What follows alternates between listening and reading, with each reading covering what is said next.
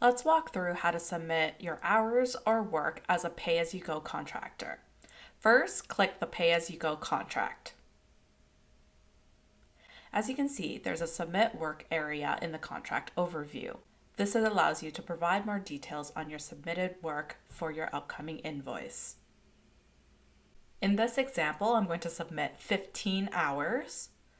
You can include minutes if you'd like. Then click and submit a date. Then enter any information about tasks that you completed. Then you can attach a file. We recommend attaching a timesheet with detailed information on tasks that you completed.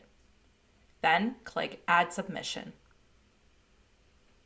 Your submitted time and work will appear here as pending. In this example, since I'm in the demo environment, it's already approved, but for you, it will show up as pending. Next, you'll receive a notification once your client approves or denies your submission.